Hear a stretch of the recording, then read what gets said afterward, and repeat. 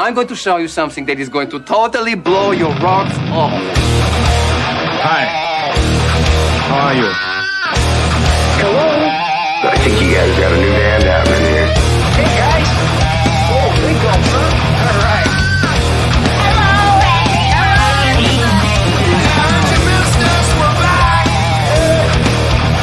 I'm talking to you the way I want to talk to you. If you have a problem, turn off your station.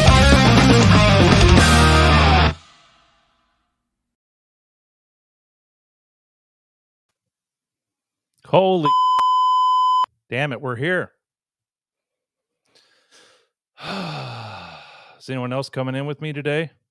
This is what, episode 20, Under the Bus. Looking for a few friends. I think I got one here. There he is. Caleb, what's up, buddy? How's it going? Good. Good to see you. Episode 20. Are you kidding? Unbelievable. I'm gonna have a Unbelievable. 20. Crazy. Who would have thunk it? We Not got me. a man here sucking a red straw. Are you drinking a Frappuccino there? Protein shake. Protein shake. Who's protein? Yours? Thank you Speaking very of, much. Speaking of protein, this guy's got some protein sticks behind him. You ready to come in? Live from the bidet. Jay Hannon. Boom. Work. It didn't work.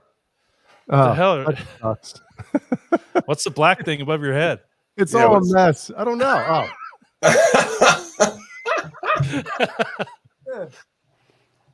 There we go. Oh, there you go. Episode 20. Cool. Holy shit. Crazy.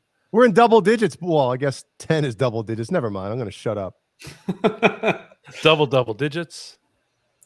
We were in the 20s. Welcome Wow. to the special ed class of Under the Bus. Brought to you by Jay Hannon, Kurt, and Caleb and Brian. We are here. Remember the first show we did? This feels like it, doesn't it? Yeah. Not the Every day first is show first. that we didn't want to broadcast, but the first show. That first show we did want to broadcast was Well, it was for a minute. It went out. that was quality entertainment right there. Should we tell everyone about that? Yeah, Caleb, you want to go?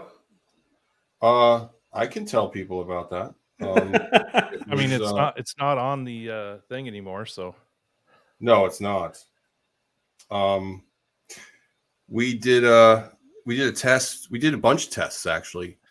Just the four of us, just to get a vibe going, because we really didn't know what we were going to do, because we never done anything like this before, except on that other channel. But he was the one pushing buttons and all that. So we did some tests, and then one of the last ones I think we did. a private broadcast. Yeah, I think we put it up on the Under the Bus, the newly furnished Under the Bus channel, and but only us. There was no one new. We didn't have any subscribers or anything. Was that how it was, or We had what? it set to private. We had it set to private. We had it set to private, but someone who set it to private set it to public, and It's not entirely the way it was. Somebody with the link, because you could view a private video as long as you have the direct link to it. And somebody in this room right here, I'm not going to point any fingers, accidentally sent that link to somebody else, and somehow it got out and had a bunch of views. And yeah, so I think we got it. It was at 17 views when we caught it, and so we don't know whether that was 17 people or just a few people a bunch of times. But And we were on there like, oh, we were talking major smack, and all we've been waiting for the last 4 months basically is a blackmail message of you give me this much money or this goes out to the internet, because we were not holding back, and we still don't know who saw the whole thing. So Yeah. Jay was shirtless. Pantsless too, but the camera doesn't go that low. Yeah. But anyway. So here we are, November 2nd, and just a few days out from Halloween. The fallout from our Halloween show, which was a lot of fun. Damn. Did we take any screenshots or anything of the show? Jay, you did. Did I? Yeah, you sent it out yesterday. Yeah. I did. Congrats to all the winners, by the way. Yeah, we'll get to that for sure. Absolutely. Yeah. It was good. That was a fun show. And we had some special guests hop in from the boner party. Yeah. The boner cam. Who's the fairy godmother? Her name's Liz. And then Pretty Liz. cool. Liz, of course, she has her own podcast, so Yeah, she's got her own wand too. Right? What was his name? Yeah. But Caleb chimed in and said, "This is the most estrogen we've ever had on the show ever." yes, He wasn't And I lying. apologize, by the way. Soon after I chimed in like that, my stomach started to feel funny, and then before I knew it, I was double barreling in the bathroom. And if anybody knows what that is, it's probably the worst experience ever. Food poisoning is no joke. I think you know it's food poisoning when you have like that 30-minute period where you'll take death. Mhm. You'll just take it. Like I'm Just end cool. I'm cool with death at this point. That's how I feel every Tuesday. There you go. Like someone put me out of my misery today. Between Every Tuesday and Friday. Yeah, between 8 and 9:30 p.m. But yeah, it was rough, and I couldn't join the boys, and I feel bad about it because I didn't have really a costume that I was proud of anyway. So so that's the reason. Oh, so the truth comes out like the diarrhea. No. I should have just came on as the guy who was just in the bathroom, and that would have been scary. Come on as a role of Charmin. Yeah, it's like Mr. Whipple. Cold towel around your neck. Yeah. But it looked like a fun show, and I'm glad everyone enjoyed it. I'm glad we had a bunch of winners. I just sent out a Nerd Halen T-shirt, the Lion baseball jersey to Mr. Mikey Mojo himself in somewhere in New Jersey, and that's really cool. That's what you put, Mikey Mojo, somewhere in New Jersey. I did. There. I did question mark. Somewhere in New Jersey. He questioned the zip code I gave him, just like Jay questioned the town I gave him. Dude, what? Have you ever seen a town like that? No. Woofaloo, what was it called? Oogla boogla. Oogla boogla. Well, this is a good. Yeah, go ahead, Caleb. Apparently, that Mikey Mojo's town with the zip code is shared by another town. So there's always this confusion when anyone goes to the post office to send anything. They go, "Wait, you mean it's this town or this town?" And they still haven't worked that out in those towns in New Jersey, like which David town. Scher. Is it? Yeah. So let's thank the sponsors who sponsored the show. That's a good idea, Kurt. That's what a great idea. What do they call that? Station identification, or what is it? Segway. We need a segue sound. There you go. Nice. So first off, we want to thank Ron for donating the MXR Phase 90. I got an email confirmation that he sent that out today. So thank you so much, Ron, for donating that. Very kind. There you go. Caleb won it, and he's using it right now. Hey, hear donate the a prize to our channel, and we'll take it. Well, that would never happen. So anyway, awesome, Ron. Thank you so much. Next year, Rob, Ron might give us a maybe. I don't know. Phaser? But for now, it's just. Go ahead. No, that was a flanger. Go ahead. So Rob at TESI Switch, donated a $50 gift certificate. So thank you, Rob. That went to Amanda Coombs, right? Yep. Yeah, Rob texted me and said he watched the show. It was awesome. Oh, cool. And he's happy to help out. So thank you. Yeah, thank you, Rob from TESI Switch. Nice. And also UTB 15, right? 15% off anything on TESI Switch and the website. And then Mike Walls, Optimus Thrice, Jay Hannon, and BonerJams donated as well from the band Gizmachi. And Gilmore. A signed CD or a shirt? Can't remember. And concert worn jockstrap from Jay. He used to wear a jock. It's just the cup though, no jock, just the cup. I'm over my face. Jay goes jockstrap, no cup, just around the house. It's fucking. And then backwards. I wear the cup on my face. Sight to behold. Oh, I do.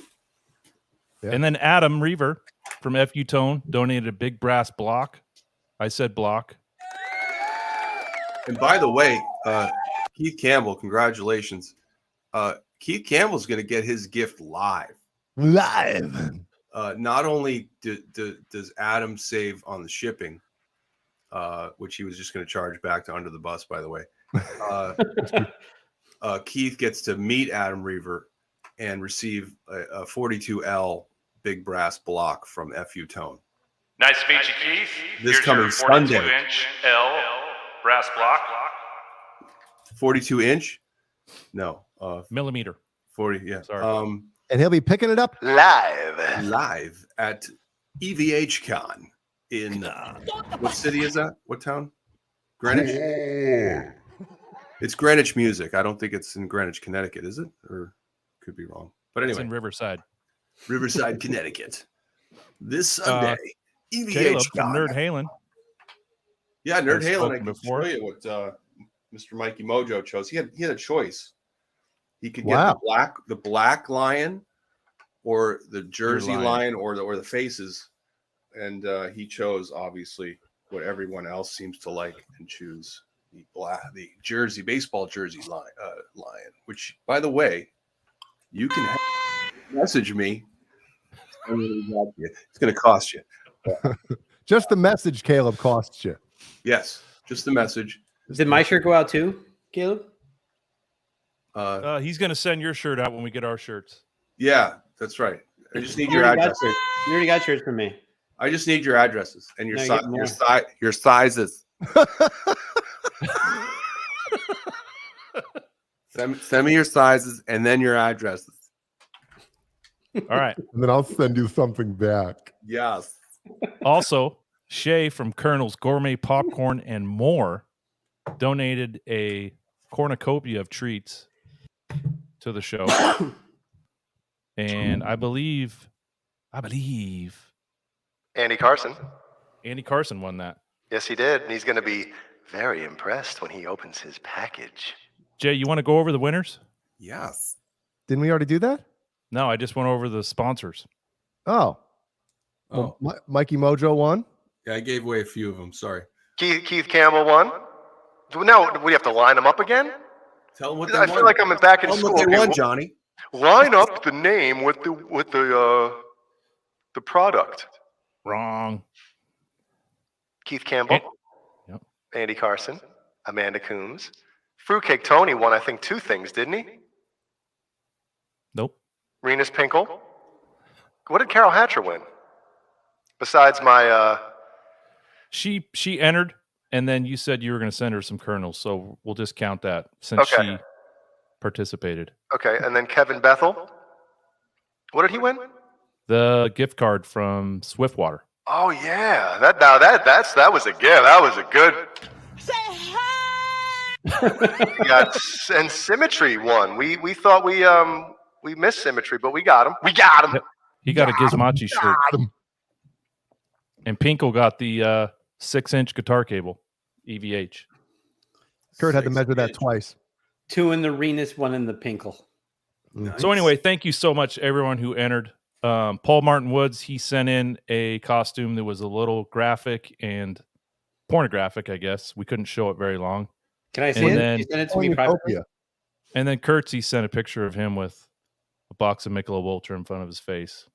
So if anybody wants to buy Curtsy a box of Michelob or a case of Mick Ultra, you go ahead. Yep. Yeah, how about it? $3.99.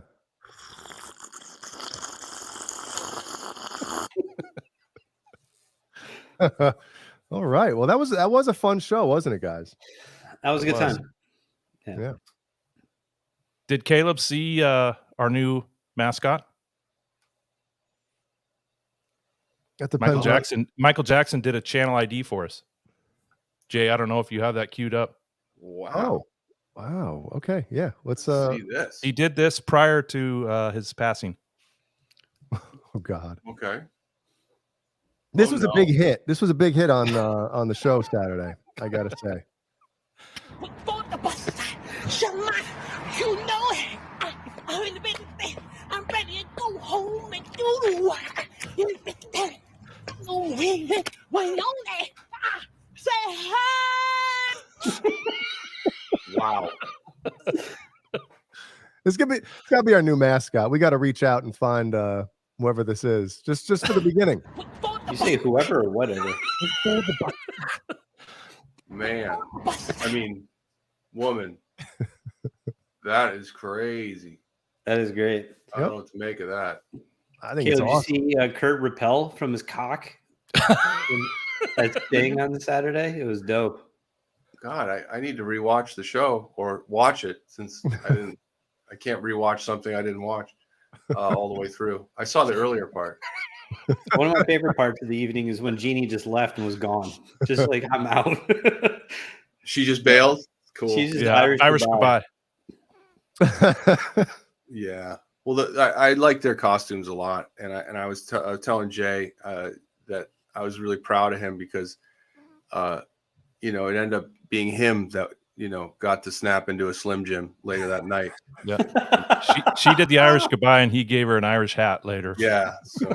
hey, keep it. Remember, these parents are watching. Slim's parents are watching. Oh. Basically, I meant that Jay just had a little beef jerky stick after the show. That's all. I mean, it was the kind in a wrap. Wait, I'll shut up. Oh man. Yeah, hold on. I'll show you something cool here. Look what I have, everybody. Let me turn my green screen off. Let's see. Someone went to Costco. Much it isolate. Yeah, let me hold on. Where's my settings? Turn the green screen off. Like to request isolation. Okay. So is it all right? It's off. Those are the Mondos. No, because so if you see, Jeannie wanted to when we found out what Kurt was going to go as, I was like, oh man, all the things. I'm like, if it's just going to be me, Jeannie, and Kurt starting the show, if we go as something else and Kurt's Sting, like, is it really going to be that much fun? So I was like, Jeannie was like, we got to kind of be something wrestling wise, So I was like, well, I'll be Macho Man. And she's like, I was like, why don't you be like Miss Elizabeth or Hogan? We could be good. The Mega Powers, right? She's like, Mega, yeah. She's like, I want to be a Slim Jim. I'm like, oh my God, that's perfect. So she made a Slim Jim hat. I went out and I bought some Slim Jims, obviously. Bought enough of them. Took some empty boxes that they had at Walmart, and she constructed this little, headband. She constructed this little, Slim Jim hat. So not bad for a couple hours notice there. Very good. Yeah, and she had the suspenders and the creativity and Slim Jim logo on her shirt. The Halen household is beyond compare. So especially when it comes to Halloween, they really go all out, and seems like a lot of fun going on over there. Over there. Over there in the Halen house. Over there. Yeah, and throughout that night we kept doing the Michael Jackson on everything we were saying. We couldn't get out of our head. Right. Oh, and then BonerJams had the big boner cam set up, big party going on over there. Yeah, Brian had a good costume. He was Skip, the ice cream man. It was great. I'll get Macho It was Man. great. Real quick before we get into another topic, just wanted to thank Ben Coombs. He's been pimping us real hard lately. And Ben, we really appreciate all the love and the support. So again, if you guys are watching us and not watching Ben, please go check out his channel. It shows on Sunday night, Monday night. Yeah, it's great show, great channel. And again, Ben, thank you for all the love and support. We really appreciate it. So thank you. What's Ben Coombs' channel called? Ben Coombs. Canucks with guitars. Canucks with guitars. Yep. And he does some great pop tastings once in a while. Right? Soda. Yeah, some of those I'd actually like to try. There was a banana one that he tasted not too long ago. I'm like, banana soda. You clean your banana first. Yeah. What the bus? What are you doing? Okay. Put the plane into a nosedive, Hulk Hogan. Remember that? Yeah. Oh man, we could talk about wrestling all day, but we won't. We won't. Let's do a quick roll call and then we'll get to some shit. How about that? What do you guys say? Yes. Give it to us. Want me to do it? No, not you. Okay.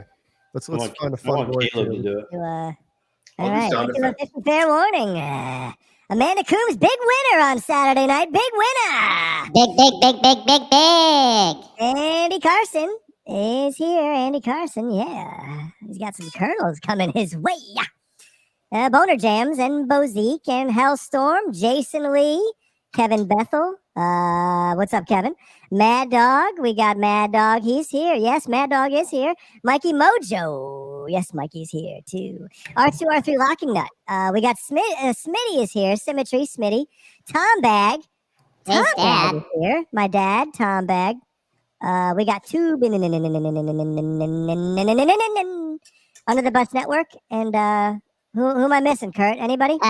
Cameron Brown, Cameron Brown's here. Jeremiah Wise, Jeremiah. Fairfield Guitars, which I think that is. Shit. Is that it? Lewis. 53,000 watching, but only a few in the chat. Nice. I think it's great that literally the place where Jay came from is in the chat. Tom Bag. That is so cool. That we get to have that on the show. So thank you. 45 years ago, he was swimming. Hey, That's Zim's right. Guitars is here too. Zim's Guitar says, great Halloween show. Nat. Wow. Thanks, Zims. Yeah. Skip. You know what? Skip. Bailiff. Skip. Bailiff. Whoa, skip. Skip. Really, skip. Wait, wasn't Dane up against us? Skip. No, you didn't. Skip. Whoa. Skip.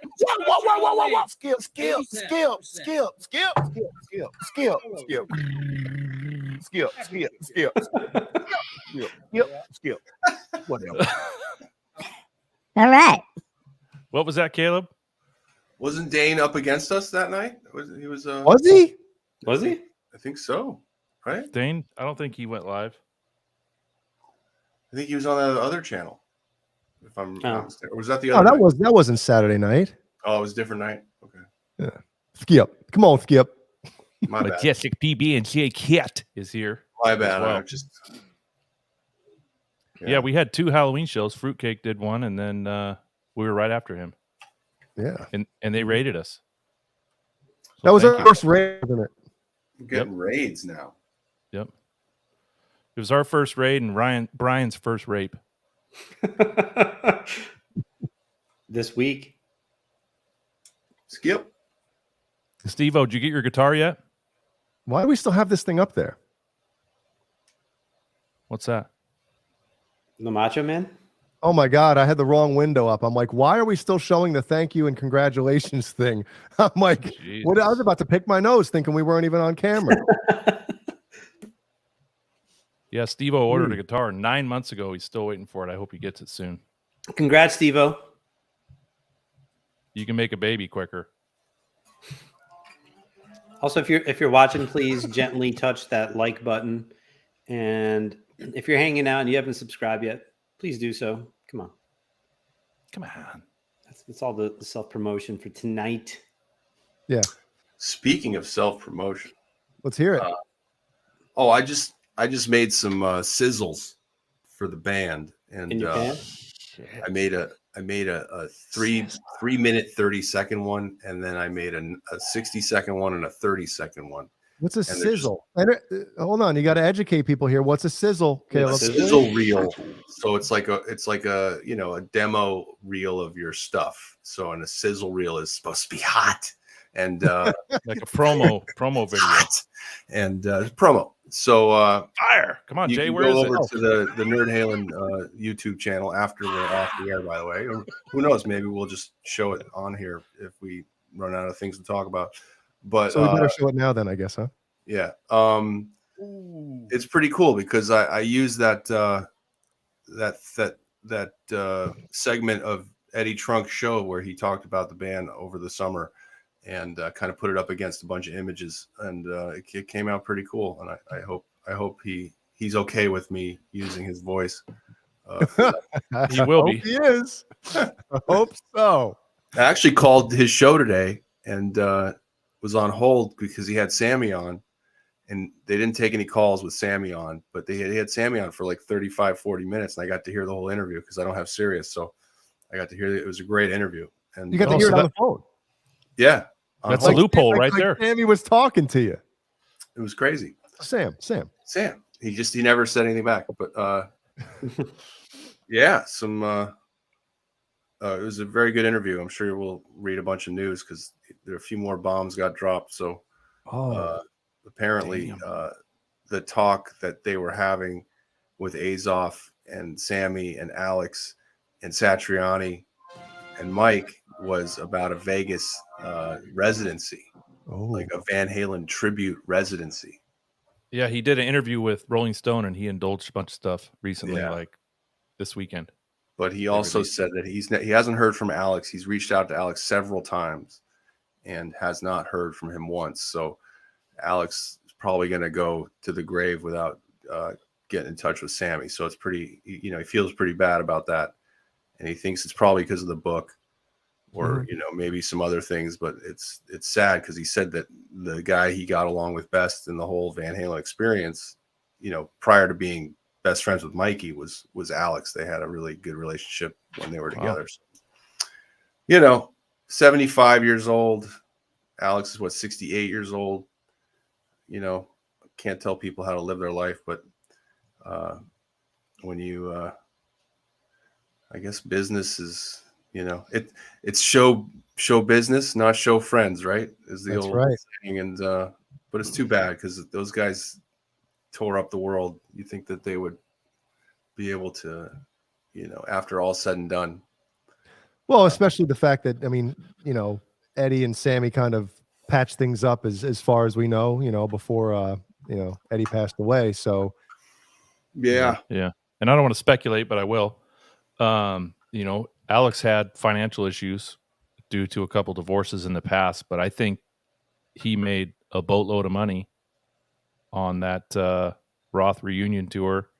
All three of them, different kind of True tour, and then the 2015 tour where he's probably set and doesn't need to do anything else. And the 07-08 tour, they made almost $100 million. So, I don't know. They made more on that tour than they made all the tours combined. Yeah, in the past. Can you believe that? God, I can, with the way ticket prices have gone up since in the last 20-25 years. So, but it I guess we might never know. But I thought Sammy was pretty classy today, and he definitely thinks that only Wolfgang should be in the guitar spot if there's any kind of tribute. Because of what he's already seen and what he thinks just would be good for everyone. And so there's no debate, nobody questioning who should play and who should not. But we'll see. He also mentioned that he feels like he has only like 50 shows left in him. So, wow. he's planning on taking most of next year off. And Trunk asked him if he was going to announce like a farewell tour, and he said he'd never do that because he probably would just go and then know when it was over and just say after the fact. He said he doesn't want to ever make people feel like they should come out and spend money because of something's the last, so. Yeah, and then you see what happens with guys like Ozzy Osbourne, where 1991 or 92 was his no more tours. After no more, doing it forever. And so I totally get that, and I respect that you don't want to just have, like you said, have people come out, but oh my God, this is it, and then next, a year later they're on tour again. Yeah. Like, but I called the show because I really wanted to give Sammy my opinion on the whole Sammy Dave thing, which I think is stupid. And what, your opinion or what? No, that people go back and forth about it still. And my question has always been like, first of all, what were Alex and Eddie supposed to do when Dave left their band? Were they supposed to stop? Because the hardcore Roth era fan wouldn't have been satisfied with anybody to take over that slot, not just Sammy Hagar, anybody. And which means you two Van Halen brothers in your late 20s, stop making music, stop doing records, stop. He left, you must cease. And that's you're damned crazy. if you do, damned if you don't. That's crazy to me. That you're so selfish that you wouldn't want, maybe the greatest hard rock composer of all time to stop making music. But the average fan doesn't look at it as, we can kind of, put ourselves in that kind of predicament of like being in a band or just playing an instrument and, knowing the inner workings of what shit can happen. And when you put it like that, it's like, yeah, it's not like it was like a choice for them to, it's just, it's ridiculous. Yeah.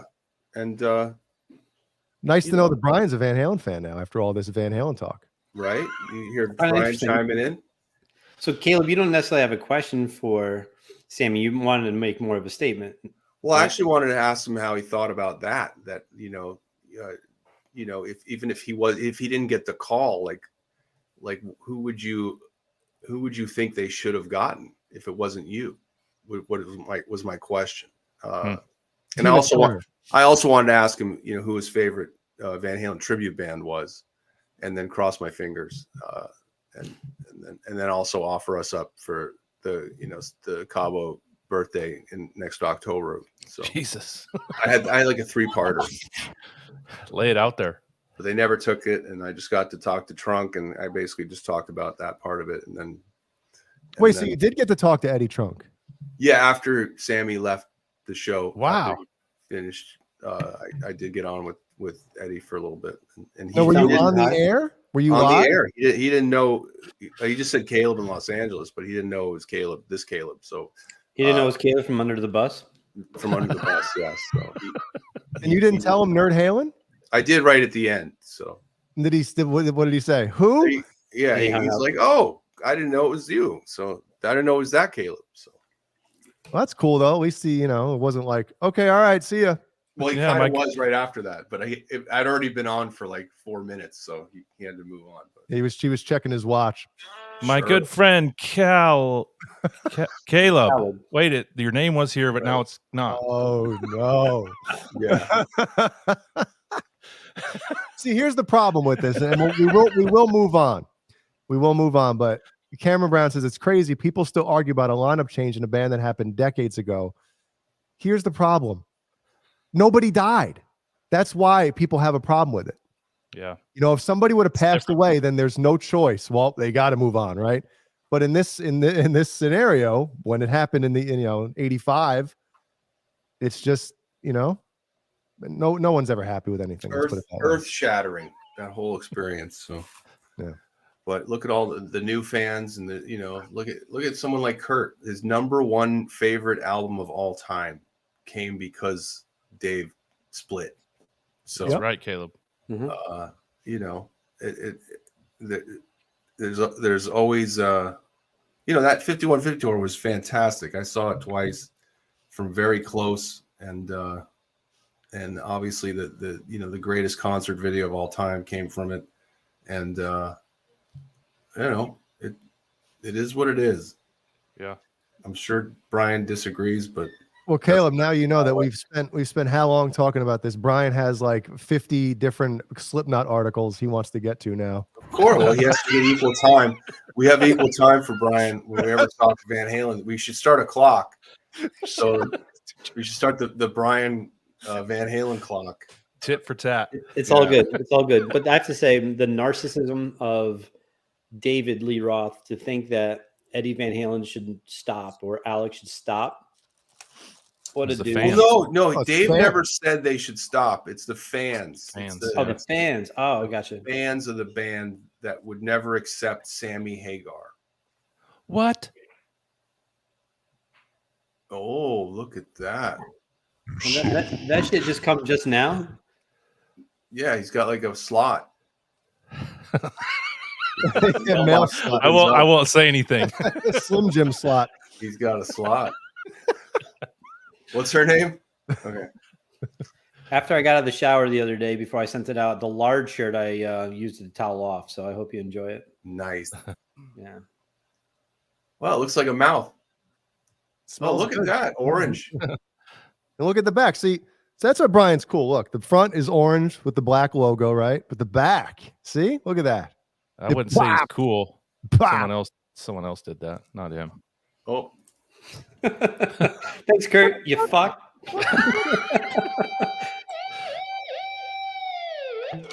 I can't wait to get mine. You should have it in the next couple of days. Yeah, mine came tonight, actually, like 3 hours ago. Were you waiting at the all those Halloween special edition shirts to our patrons a few days ago? So everyone should have them in the next few days. So, speaking of, thank you, Brian. Top albums. Should we go on to the? It was Brian's turn, I believe, to talk about top 5.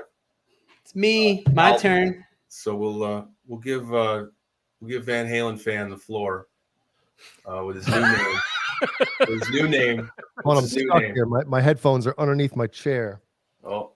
So real quick before we go on, and I go over some of my top albums, I like talking about Van Halen. I enjoy hearing what you guys have to say. Your nerdum is strong.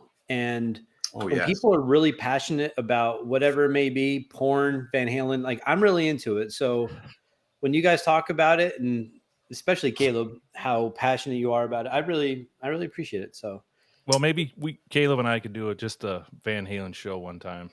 Oh, to Friday, everyone. No, Jay's huge. Jay wasn't on here. I am. Yeah, and he's a fan of the band. How do you know? He's a fan of the band. He's a girthy Van Halen fan. A girthy, huge, veiny Van Halen fan. He's veiny. Throbby knobby. Yes. There you go. Okay. That doesn't look like anything. That's my dad. You can be a flagman in traffic now. Oh, I mean, I think he's talking about the shirt. Yeah, go work for a ditch company. Yeah, we're like walking pylons. My father was a land surveyor, and I remember working with him outside and stuff. Sometimes in the friggin' snow and shit like that. God, some of that was fun. Some of it sucked ass, but yeah, that's probably why the orange shirt thing. So anyway, go ahead. Top 5 albums, BPB. Go ahead. You have the floor.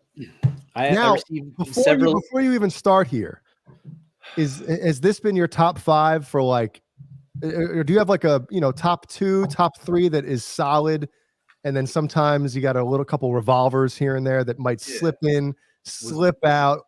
I see what you did there. Nice. Yeah. Was there like late additions when you actually had to think about it, or has this just always been?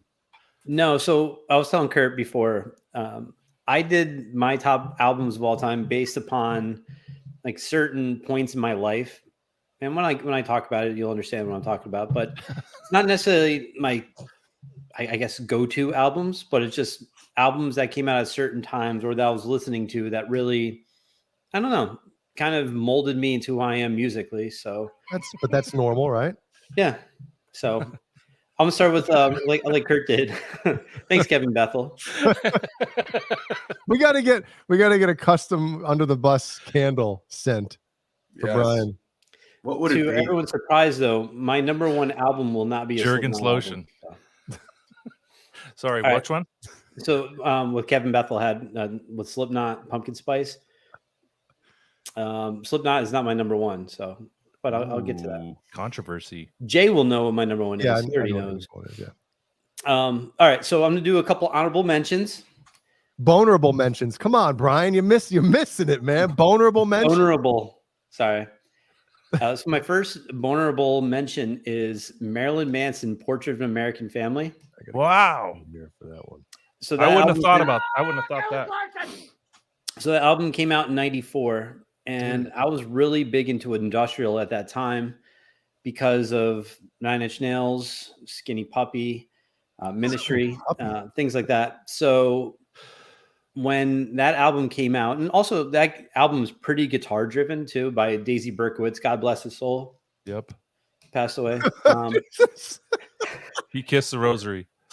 But he, if you listen to that album, I know Jay despises it, so I won't ask him to. But if anyone who's listening or watching the show right now, there's a few really cool solos on that album and some really good riffs. There's solos on a Marilyn Manson album? Yeah. Wow. That one there is. Yeah. John that's 5, right? Really, No, really people after. What's that? John Guitar. 5 was after, right? Oh, okay. I think. What? Say it again, Kurt. John 5, wasn't he John after 5 him? is after, yeah. Yeah. And also, I think we talked before about John 5. Oh, actually, no. I was talking about this with Stay Metal Ray, which we will have soon on a show, which is pretty cool. Nice. But John 5 was in Manson and also Rob Zombie. He didn't show off his guitar skills at all in either band. And anyone who's listened to both, John 5 is the man. Absolute sick guitarist. But he didn't do shit in Marilyn Manson. He wrote a couple cool songs and also with Zombie. Nothing special. And John 5 plays on arguably the worst song I've ever heard in my life. So what song is that? It's called Educated Horses by Rob Zombie. Oh, no, Foxy. It's literally the worst garbage I've ever heard. Right, Kurt? I sent that to you. Who has songwriting credits on that? Is it? I think it's Zombie and Educated Horses was the Working Harry from Light Styles? Goes On. I don't know, it's pretty bad. no, it was wasn't that in another song? It was like the chorus in another song. He like took the chorus out of another song and made it a song. I don't know. It's fucking pure garbage. Yeah. Hey, So Rena, John 5, I love you. You're a great guitarist. You're on arguably the shittiest song I've ever heard in my life. What's Rena, up, Renus? we were talking shit about Renus a little while ago. You gotta rewind it pretty soon. You weren't really talking shit, but And Balls is right. Zim was the guitarist after Daisy. Daisy left during the making of Antichrist Superstar. Dane And a couple Sism. songs that Daisy was on in that album are the shit. So, all right. So honorable mention, Portrait of American Family. You know, great songs like Get Your Gun, Dope Hat, Misery Machine, Wrapped in Plastic. Good stuff. come on, we're still on vulnerable mentions here. Yeah, Brian. I have Come on, another vulnerable mention. Also, too, There you go, keeping that Caleb. same motif. It was Broken Nine Inch Nails. That is my favorite Nine Inch Nails EP, LP, whatever you want to call it. It's fucking awesome. You know, Wish, when 1992 when that came out, that video, watching on Headbangers Ball, one of the coolest videos ever. So if anyone has not seen it, check out Wish, Nine Inch Nails, awesome video. Was this early on in your industrial metal phase? Yeah, when 92, I was 11 years old. So I was being molded. I was easily influenced by some of this stuff, and it's pretty cool. My last vulnerable mention is Waking the Fallen by Avenged Sevenfold. That's a good one. I love that album. Yeah, So that album sure. came out, I think, 2002. So I was 21. And Jay and I have talked about this. I saw them at the Chance when they came out with this album. Fucking awesome. And at that time, everything I was listening to was new metal. And this wasn't. So this kind of started changing how I was listening to different stuff. So that's why I picked that. Dude, can you believe that Nine Inch Nails. Pretty Hate Machine is an 80s record? 89. Yep. 1989. October 20th, 1989. Wasn't Still ahead of its Beyonce? Wasn't Beyonce and Desmond's Child? Yeah. Sorry. Definitely. All right. So number God. 5. All right, getting to the real countdown. Number 5, Jay's favorite album, Violator by Depeche Mode. That is one of my all-time favorite albums. I Can't fucking show that love one. album. Can't show that one, Caleb. So Policy of Truth. Yeah. Hell yeah. Enjoy the Silence. Personal Jesus is some of the best music. I love it. So That's a good album. it is. Caleb, what's your thoughts on Depeche Mode? Oh, I don't know. I was just thinking about Desmond Child's basement and what it must have been like being chained. I mean, living down there. So, Do you like Depeche Mode? I never purchased any Depeche Mode in my life, but I mean, I get it. Just when you're into hard rock guitar in the mid '80s. And people comes on, you're like, I think I'll change the station. That's just me. I don't know. I wish I was more rounded and more, versatile in my love of music. No, I totally get it. That's early Depeche Mode. Can we do one thing? We do one thing real quick. Ellie's not feeling well, but she's watching the show right now because I guess she woke up. Can everybody say hi, Ellie, and feel better? Hi, Ellie. I hope you feel better. Ellie. Yeah, don't get daddy sick. We love you. Go ahead and sleep on your dad's side of the bed. He can sleep on the couch tonight. Your costume was awesome, by the way. It was, right? It was. Yeah, my parents didn't think that was funny at all. I'm like, it's a costume. At least she can embrace it, not be scared. Yeah. All right. Sorry, Brian, I think Depeche Mode, I think that's a foundation music to a lot of that industrial metal. It is. Absolutely. Yeah. Yeah. For sure. Like even Slipknot, Corey Taylor, really influenced by Depeche Mode, or obviously Nine Inch Nails.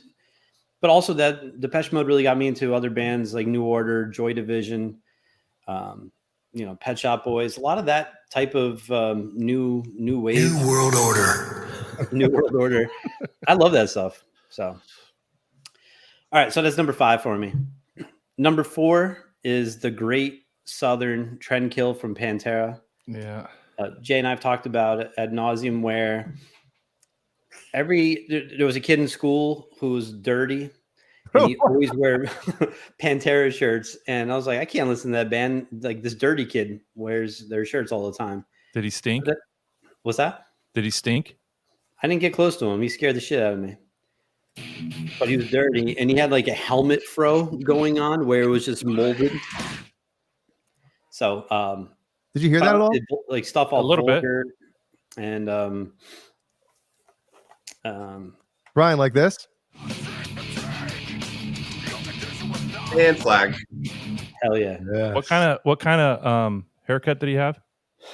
It was like a duckbill platypus type of. That's my bro. Sorry. Yeah, it was like that. Helmet But so in '96 when that album came out, I was really listening to more and more heavy shit, and Floods, and the first song off that album just blew my pantalones off. So and then I really started giving Pantera a shot. So yes, that was me holding the sign, Renus. Yes. Please don't kill me. Yeah. So that's number 4 for me. Pantera. I had that right hand on my brother's shoulder, and I'm like, do you know what he did with that right hand?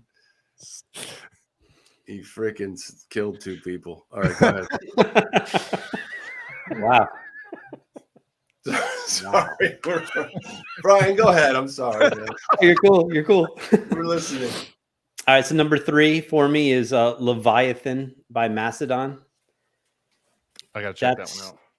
At that time was 04, 05 when that came out. Jay, weren't you guys touring with them around that time? Leviathan is 04 now. No. Nope. What about so Ozfest, right? Yep. Hell yeah. Hell yeah. Now we're cooking with gas. Hell yeah. Hell yeah. And my favorite Masdodon song is off that album. Well, there's Sea Beast, but Iron Tusk. That's, man, that hits you right in the grundle. You know what I'm saying? Like that's fucking dope. Great concept album. Overrated Masdodon. Mike Balls, go fuck yourself. This is my list, not Balls' list. Fuck you, Balls. Mike Balls. Come on, Balls. No, I love that album. I think Leviathan is the shit, and that's, you know, it's super heavy, sludgy. I love it. So, wrong Balls, but I'm a big Blood Mountain fan. But it's just also that album really got me into Mastodon, into some other different prog stuff. So that's why for me, that's why it's one of my favorite albums. So thanks for appreciating and respecting my opinion, Balls. Thank you so much.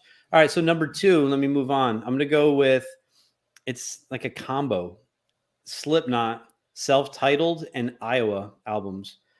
So 99, 2 albums? It's their self-titled album that came out in 99. And then 01, Iowa came out. Iowa is arguably the heaviest album ever. That album fucking smokes. It is amazing. So, but self-titled, when that first came out, and I remember seeing them on MTV, never heard a song, just hearing about what they were doing. And like, I'm going to go out. And I went out and bought the first Stained album and the first Slipknot album at the same time. Went home, put the first Slipknot album on. I went upstairs to get ready. I was going on a hot date. And when I heard that first 2 songs, Sick and Eyeless, I almost shit my pants. I was like, this is the heaviest. I've never heard anything like this. It was. You don't want to shit your pants right before a hot date. No, I had to go take a shower and bidet myself. It was nuts. And then in 01, I'm like, there's no way that they'll go heavier than their second album. They did. It is fucking brutal. Wow. So if anyone who's not listened to Iowa by Slipknot and you need to hear something heavy, throw that shit on. It's fucking beginning to end.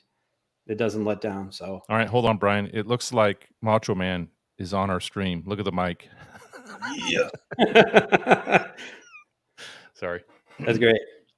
All right, and my number 1 album of all time, Van Halen OUA12. That is close. That is close. That's number 9 for me. It is self-titled from Korn. That album changed the game. Wow. There was nothing that sounded remotely close to what they were doing at that time. Nothing.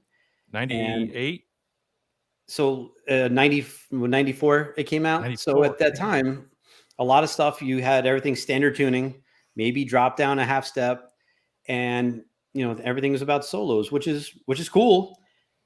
But Korn comes out and made it about the groove and the heavy ass riff, and nothing. You never heard a 7-string on radio, and I remember learning how to play blind on my E standard 6-string. I'm like, why do I don't sound anything remotely close to this? And that album altered the game. Hell yeah. Play it, Caleb. And that album, front to back. You got to do this. You got to do this, but you got to shake your head too. Like, Absolutely. That album changed the game for metal. It really did. So that to me has to be the number 1 album for me. Look at that. That album changed my my life as well. Yeah. Is Jonathan like one of the first Cookie Monsters type singers? Oh, no, I don't think. No, that was Lemmy. Lemmy. Cannibal Corpse was around then already. Oh yeah. You know, but also too, you never heard a grown man cry on an album or the emotion, right? And that changed to emo kids and things like that, just because. Skip. But you know what, Skip? Skip. So yeah, that's awesome, Brian. There's what was 2? What was 2? I'm sorry. It was a combo of self-titled and Iowa from Slipknot. Okay, a combo, huh? Mm-hmm. Like a Chicago mix. Big time. So he had 8 albums in his top 5. Yep. I almost had 9, but I just went with 8 top 5. The BonerJams. The what do you think on there, Brian? Hellstorm. I'm going to see them on the 12th. What'd you say, Jay? What are you sipping on there? Ghost. Which flavor is that one? It is sour Red watermelon. Is it good? It's amazing. I was falling asleep before, and I'm like, I got to go to the gym, so I got this, and it's like crack. So I'm ready to go. The only thing watermelon I like is Bubblicious. Remember that? Watermelon sugar. Bubblicious. Huh? Bubblicious watermelon. That was the shit. I don't really like watermelon flavored anything, but that gum was good. Yeah, Bubblicious, any flavor was good as shit. Except it when you loses lose flavor. Yeah, in like 3 minutes. But yeah, and sonically that album, you know, and Steve Vai talks about it. He goes, the first time, like that's I don't know what song came on the radio, but he was driving, and the way he describes is that he had to pull over. He knew that was his, you know, one of his guitars or two of his guitars, and tune down another whole step, you know, because the 7-string, you know, it's B. The low string is a B, is a tuned to B, and he just knew that was a universe guitar, and you know, that kind of changed everything because during you know, once grunge kind of hit and came in, the flashy guitars weren't as cool anymore. You know, the pink guitars, even, you know, the stripe thing. A lot of those guitars kind of weren't selling as much, right? Yep. And even, you know, the universe kind of Earth tones came back in. Yeah, earth tones. Yes. Yeah, so it kind of, you know, that first Korn album, or Korn, I guess, is kind of responsible for, you know, a lot of Steve Vai's bank account. Oh man, they were all over the Guitar Player and Guitar World magazines. Absolutely. So not only from a musical standpoint that it changed for me, but I was like, wait, I don't have to wear black all the time and huge black Jankos. So then I started wearing those Adidas zip-ups like Jay used to wear. Yep. / you still do, so do I. Boner pants, dude. Yeah. Yep. So I still have my original blue jacket that I you know, zippers busted on it and stuff, but they made some quality shit back then, dude. Absolutely. Yep. Yep. Good thing you and I didn't go to the same high school and we're the same age, because we would have been wearing the same thing to school every day. We would have. You graduated in 10 years before I did, so it wouldn't have happened. And that's what Balls brings up a good point too. If anybody remembers those original promo shots of Korn with their guitars, and even in the music videos, I mean, they had their guitars were beat to shit. They had the strings like not wound behind, you know, around the peg, like they were sticking out. They had duct tape like holding the straps on. And stuff like that. Did you see this, Caleb? Yeah, I did. I thought that, you know, I saw all of them, by the way. The 2,700 of them came up in my feed over the last several days. But I thought that was very funny. It is. Caleb, did you ever listen to Korn? Just on, like, you know, alternative radio when it came out and stuff, and I definitely thought it was a new sound for sure. Mm-hmm. No one sounded like that, and you know, I know what you mean about it was a game changer, because that just took the lower register of guitar, you know, to it. I mean, let's put it this way: the guitar was so low that the bass sounded like it was almost inaudible, and all you just heard was the rattle of it. Mm-hmm. You know, the rattle of the bass string, you know, flopping. Yep. And but it was, you know, I thought it was very creative, and I wasn't against it. Let's put it that way. Well, think of how hard it is at any point in music history to like pretty much come up with your own genre of music. You know, everybody, for the most part, I don't want to say is a copycat, but you know, when you're coming up, you're trying to like obviously mimic for you know, a lot of senses of the, you know, the artists you listen to, like Eddie Van Halen's and and all these guys, Metallica. The Beatles, like the Beatles created so many, their whole thing, and just like this, the R&B, the black artists before them created rock and roll, and then the Beatles took it to another, and the Stones, and then the Who came along, made it very melodic, and yes, you're right. A lot of bands just sort of did what was already done, and they just did their own little version of it. But to actually completely change the script and, make people go, there's only a handful of those bands. And the difference between that era, like in the 90s, right, when we're talking about Korn coming in, to back in the day, like, we're talking 90s, record labels were trying to find the same artists. Like, okay, this label has this band, so we're a different label, so we got to find a band that kind of sounds like them to compete with them. Right. Labels starting from the 90s, maybe even earlier, I don't know, but I'm pretty much from the 90s to now, it's all about finding the same style of bands to compete. Oh, I think that's been going on since. But labels aren't as open to hey, this band sounds like nobody else. Sometimes they're like, well, that's a risk. We do want to pump money into a band that nobody else sounds like. Right. So I bet it just came down to the A&R guy with the most, charisma in the room. The guy who they just couldn't say no to. One guy who's just like, this has to happen. I know this is going to work. Trust me. That it literally comes down to someone like that pushing it. Ross Robin. Early in the 90s, White Zombie, they were fairly new with that sound, and I actually like a few of their songs. I know Brian doesn't, but White Zombie, they were a star. I like White Zombie. Dude, the first album has some kick-ass shit on it. Yeah, Supercharger Heaven. That song is the shit. It was unlike anything I had ever heard before. It had some I don't want to say super duper industrial elements, but yeah, I mean, it had some of that like techno.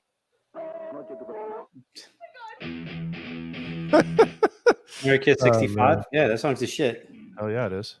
Yeah, there's White Zombie had some cool shit. Rob Zombie, the first Rob Zombie album, is pretty good, but some of the stuff now is just horrendous. Hey, what about Stabbing Westward? Did you like them, Brian? They have a couple cool songs, but not a huge fan. Yeah, Jay. Well, what Stabbing Westward? They had one cool song, whatever. But Caleb, the drummer for cool song or whatever, White Zombie. Yes, Mike Tempesta, or is it John Tempesta? It's his brother, right? Yeah, John Tempesta. John Tempesta was the drummer. I got him confused. Which one was the drum tech for Anthrax back in the 80s? Wasn't that Mike? Was Mike the drum tech? Let's Google it. Mike's a guitar player. But speaking of Tempesta, I got a question about the iconic. This baby right here in the chat there from Phil Mianis. Is that how you say your name? Mianis? What's that? Phil asks, how are you liking the 5150 iconic? Worth every penny. Phil my anus, Caleb. Phil my anus. Phil my anus. That makes complete sense. You got me, Phil. Whatever your name is, asshole. Phil McCracken. Phil my asshole. That's okay. On Twitter, my handle is Barry McCockiner, so we're good. Barry my iconic with her. Barry McCockiner. This thing is sounding actually really good, and I'm really proud to own this amp. I do know that there's something that makes it even sweeter, and it's this pedal that I've been using with it. The Eventide. The Eventide micro pitch. Any sort of micro pitch effect added to this amp makes it sound exactly like the balance. For unlawful carnal knowledge tone. You can get that out of this amp. This amp is a throwback to the old PV, which obviously is a Saldano type sound. So, but I do recommend this, and a really good delay. The amp comes with a reverb and a noise gate, so I think they really did a great job. It's got a lot shit in the early stages, but it definitely I haven't had a problem with it. I used it at my mother's memorial, and it sounded killer. And I'm I'm kind of looking forward to trying this at a gig for Nerd Halen, even though I'm so comfortable with the head rush and how easy it is. Let's see how loud it can get. Let's fire it up right now. Let's Plug it in. Oh no. Hey, Ben's here. We were giving Ben a shout out a little while ago. Hey, Ben. Ladies Ben and gentlemen, Ben Coombs. What's up, Ben? What's up? Thanks, man. Thanks for all the love and support, Ben. As always. Ben Coombs. I got to tell you, Ben Coombs is where I announced the Nerd Halen project, and I always have that special like place in my heart for Ben for that Cool. that moment. He must have had just 75 subscribers at that point, and I had nothing but an idea, and I went on his show, and you can find it way back in his channel about 1 billion episodes ago, because he's one of the busier guys on here. But very cool to have that history. That's almost like 5 years ago now. So Ben's gonna want 10%. Cheers, Ben. We've come a long way, buddy. So happy. Yep, you have a recognizable video on there as well at NAMM playing. Oh yeah. By the way, if you look at Ben's channel and go to most viewed, it's some guy in glasses with a Frankenstein guitar at the NAMM show demoing. That was all timing, I think. You don't say.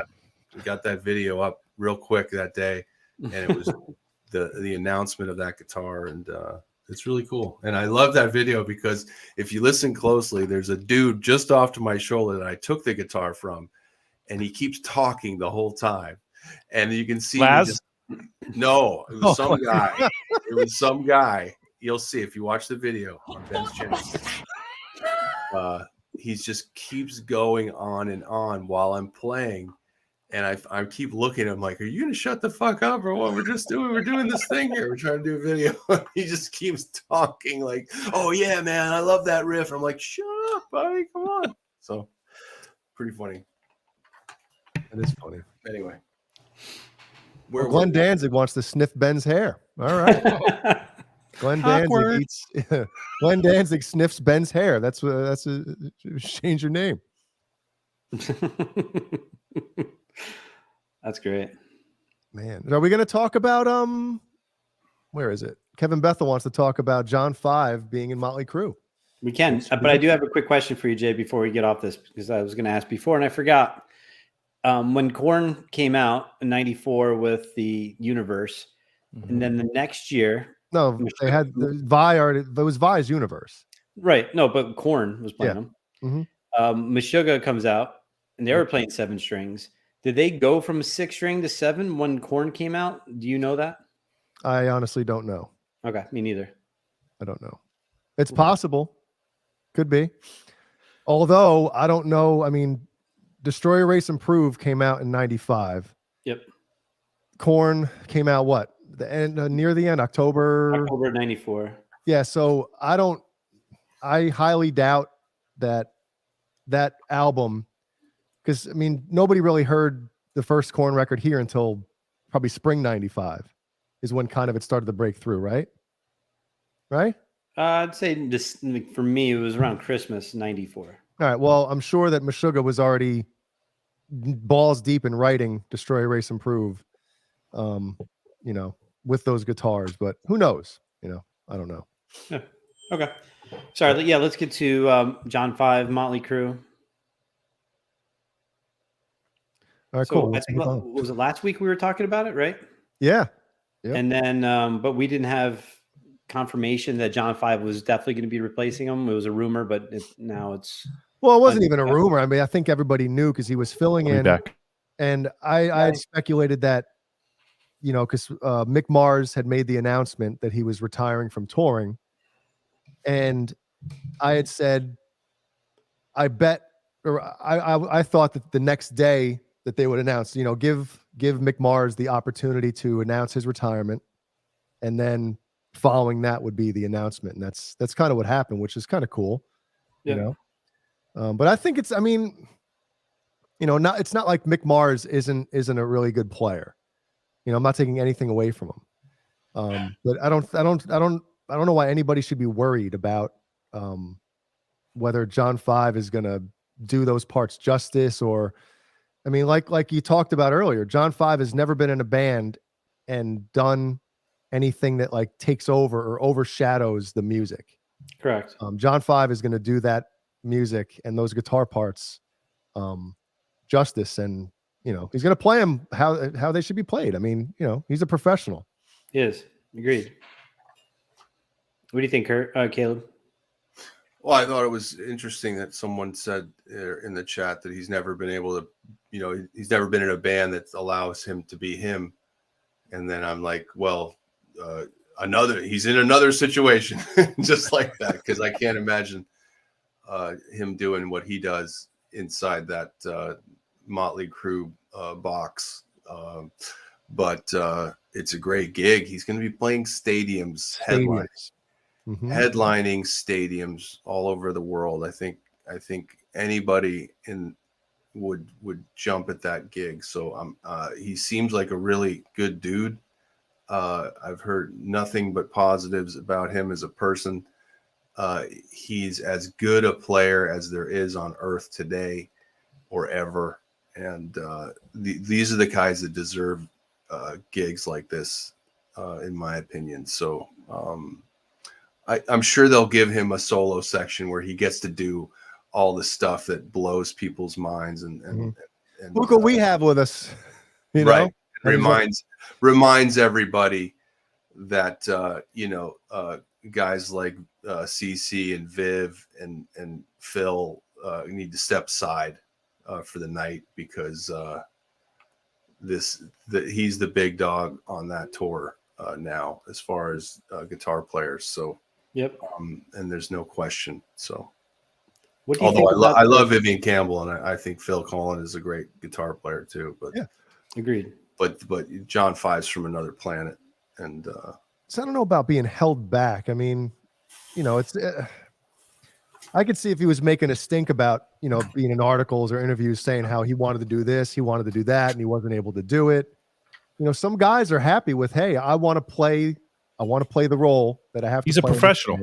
Yeah, he's a journeyman sideman, and he knows exactly what he needs to do.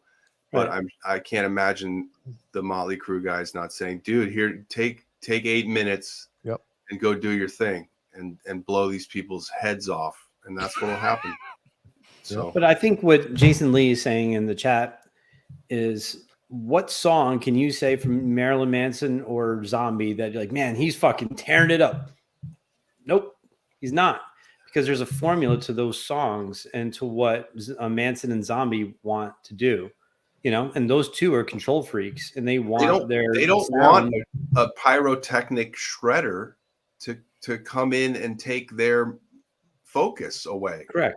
They just don't. That's not their style. So he gets a gig. He's getting a paycheck. He's getting to feed his family, and he's doing what they say.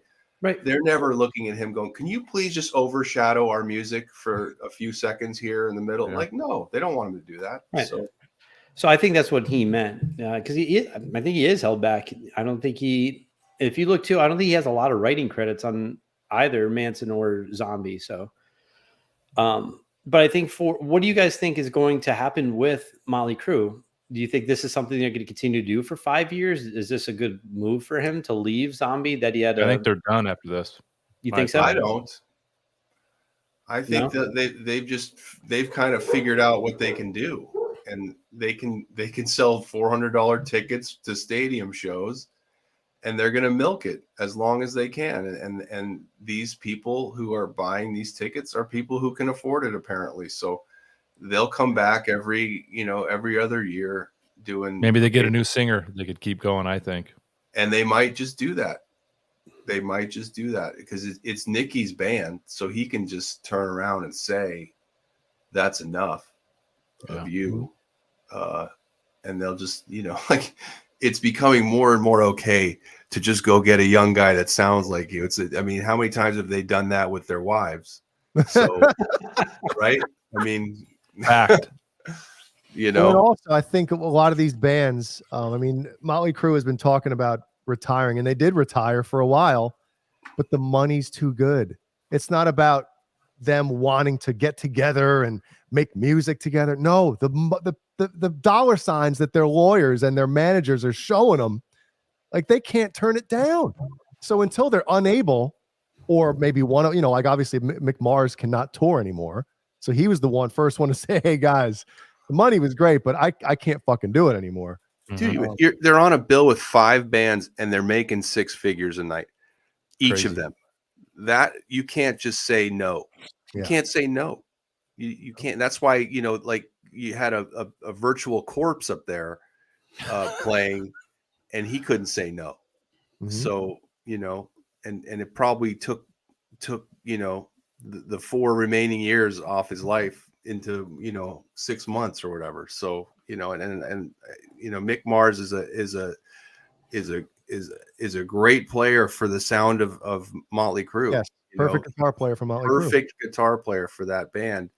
And like them or not, think they're simple or not, there are a lot of great Motley Crue songs, and it's good rock music, and it is and it's because they have a great drummer and a great bass player and a great guitar player mixing in that formula. That's why it works. So hey Wayno, but it's hard to it's playing rock and roll on a stage is not an old man's game, but it's becoming that because all the rock stars that we grew up with are all in their 60s and 70s and 80s now. It's fucking crazy. So, and also I was talking about this with Jeannie last week about, you look at rock stars and athletes and, these people that they retire, right? And they come back or they stay in the game too long, right? And a lot of it has to do with that adrenaline rush when they hit the stage or when the lights come on. Wrestlers talk about it all the time. And, and professional athletes, football players, they have a hard time retiring because of that adrenaline rush that you just can't bottle it. And if you could, we'd all be addicted to it, right? And I think that has a lot to do with it too. Obviously the money, which, who's going to turn down, like Caleb said, 6 figures a night playing in front of a friggin' arena of screaming state. I mean, but again, when you come off tour after adrenaline rush every night after night after night, screaming fans, all this stuff, and you go home and you're, walking the dog and you're making a sandwich for the kids, or you're, a lot of time, like Tom Brady, right? He retired for a week and a half, and he gave up his family to come back and play football. And now he's divorced. And he's still playing football. So it's not an easy thing to give up that drug called adrenaline. It's not. Yeah, I see Nikki Six getting a lot of flack in the chat. I went to a Motley Crue show in like 1987, but I don't know the quality of the bass player, but he does write all that music, and he does lock in with one of the better rock drummers of all time. So there's something there. There's your ears are telling you this is damn good rock music for a reason, and that's because it is. Would you rather be a great bass player, technical bass player that has no songwriting credits, or would you rather be a Nikki Sixx who, literally, like Caleb said, literally every single hit and great song Motley Crue has, Nikki Sixx wrote it? I think I'm choosing that. I'd rather be a great songwriter and a proficient bass player. Right. Right. And he's making more than the other guys are making. So, not that it's all about that, but there's a reason. And that's because, it's always about the writer. It's always about the facilitator, the creator.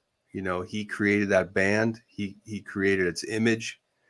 you know, it all runs through him. So, you know, got to give him some props.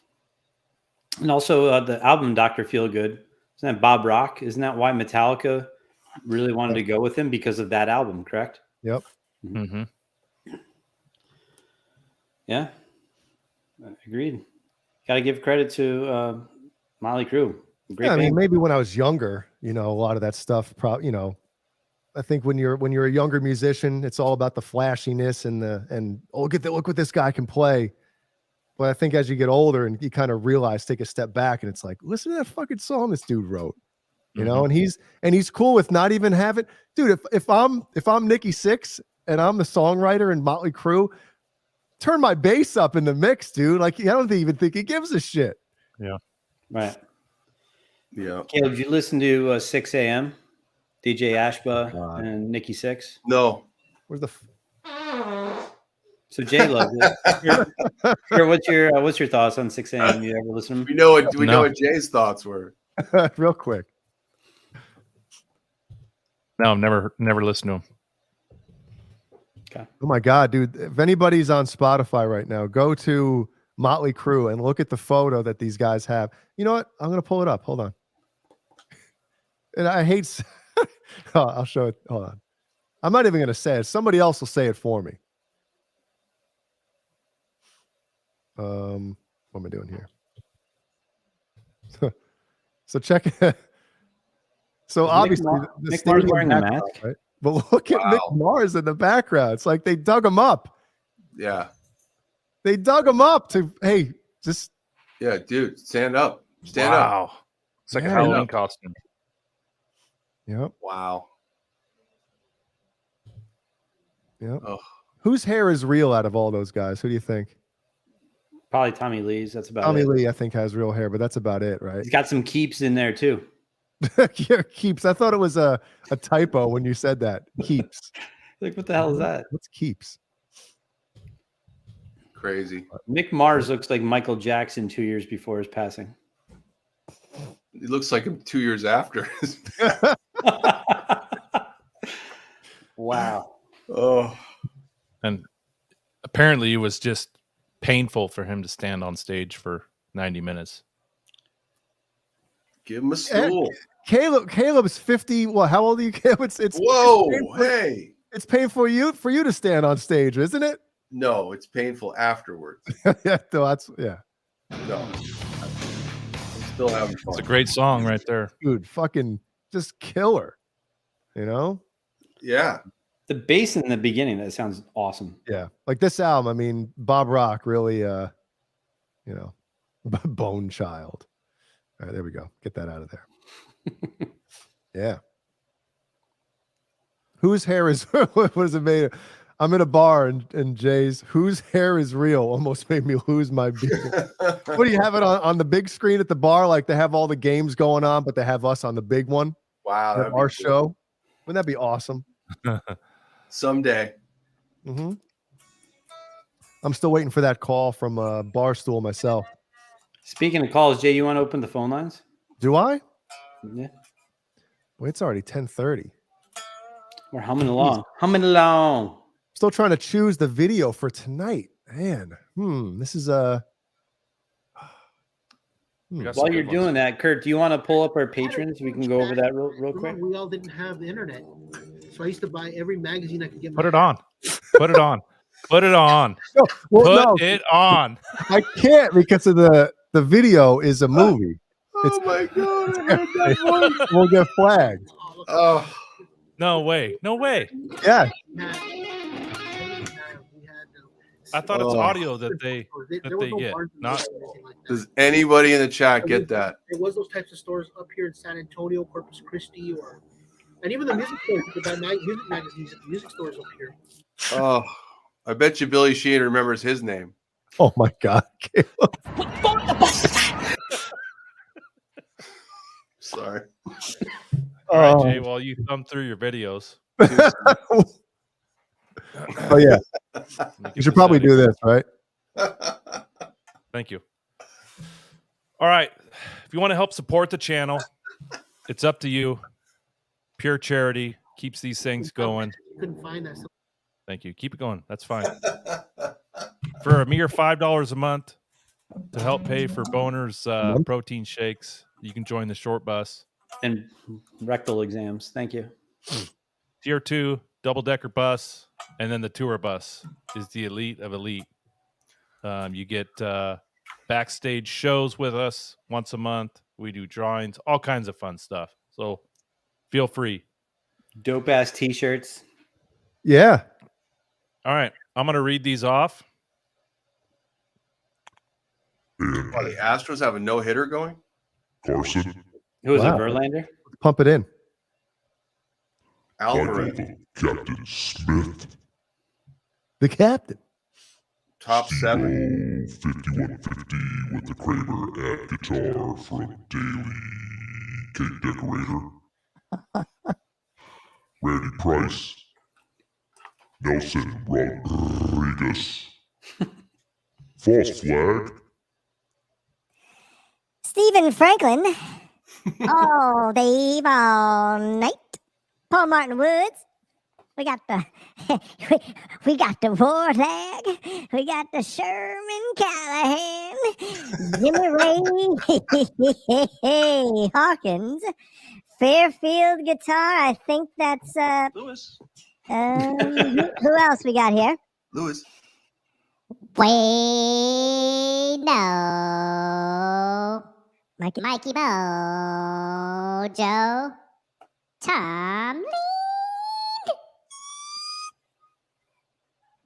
5150 fair warning. Frank Corcoran. Ron. Ron. Thanks everybody for those. Well, we know we're on the right path here, boys, because Black Swami doesn't like it. We're good to go. Seal of approval. Hell yeah. What's up, Salami Lama Ding Dong? What's going on? I think Guido's having some drinks. We should get Black Salami to call in when we pull up our number.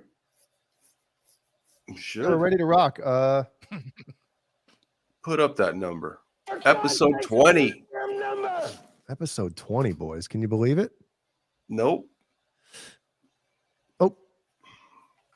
802-715-5150. Remember, Caleb had a huge boner when he saw that our number was 5150. Remember that? I was like, wow. Caleb we had to pull some punches for that. Yep. Very cool. Kurt had to suck some wieners for that one. It's true. I saw him. Taking him a few for the team. Mm-hmm. Yep. I did it on Saturday night. All right, we already got a call here, boys.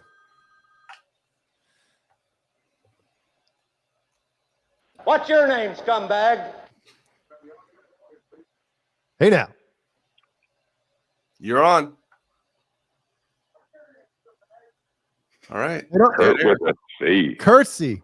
Curtsy, you shocking YouTube whore, you curtsy.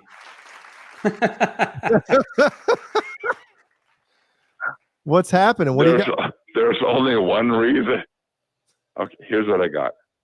There's only one reason I called, and it's aimed at Brian. Oh, isolate. Oh, yeah. Oh, I like the look on Caleb's face right now. I'd like to request isolation. Okay. Yeah. We got from you, Curtsy. Okay, there we go. Okay, Oh, wait. Here we go. There we go. Okay, I got it. So you can see all of us now. Okay. You ready? Yeah. Korn,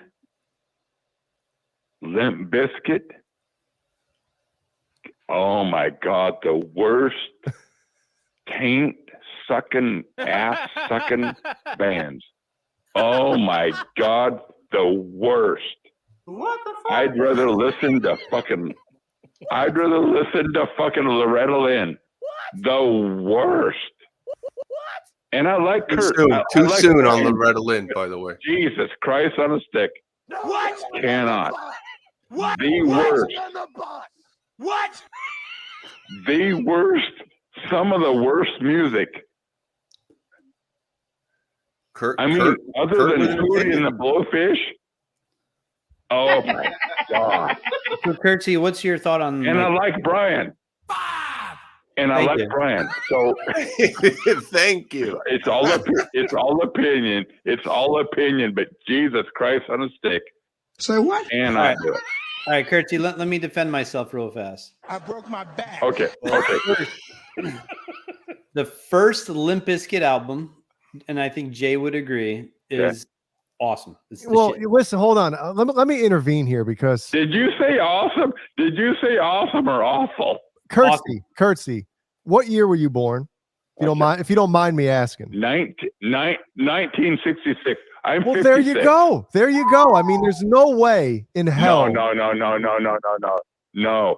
It's not an age thing. It is. I dig Kiss and I dig Barry Manilow. So no. I know good music. I'm the boss. Meredith Baxter Burney. Need the info. No, there's no way somebody from your generation is going to dig a lot of that new metal stuff. I totally get it. No. Because I dig new Megadeth. I dig good music, but Limp Bizkit and Korn, oh my sweet Jesus, cannot. Okay. I lived in Seattle during the grunge shit, and I know some of those guys, and I hate it. Mm-hmm. So it's not an age thing, but whatever. It's all not an age opinion. I'm just having fun with you. I'm just having fun with you, Brian. All good. It's not all an good. age thing. I'll chime in on this because I'm not far off of Kurt's C's. It's all fun. The only reason you guys have this show, and the only reason I'm calling in, is just to have fun. So it's all fun. All good, baby. Still love you, smooches. Yes. Hey, Lenny Lou. Maybe not smooches. I have look. I'm as opinionated as anybody, but I always preface it with, it's not my thing.